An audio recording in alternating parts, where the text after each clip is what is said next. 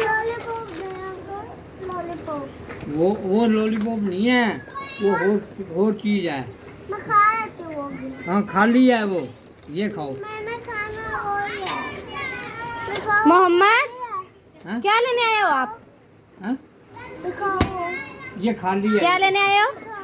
ये देखो खाली है, खाली है, बिल्कुल खाली है। इसके अंदर आप नहीं ये लेती। हाँ ये इसके अंदर कुछ कितने नहीं है, पैसे दिए आपने? कुछ नहीं है। 10 रुपए। 10 रुपए। 10 रुपए की मोहम्मद की है, 10 की आप की है, 10 की मेरी है। अंकल की डाली दे दो। अच्छा मोहम्मद ये क्या कर रहे हो आप? तुमको अंकल हाँ? तुमको हाँ हाँ मत दे दो, ये लो। लो जी। वो एक ही बात है बेटे, ये लिफाफे में डालिए, जाओ 10 रुपए दो। दे दो।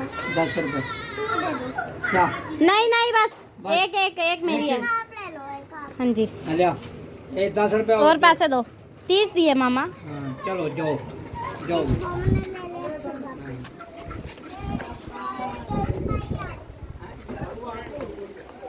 परवा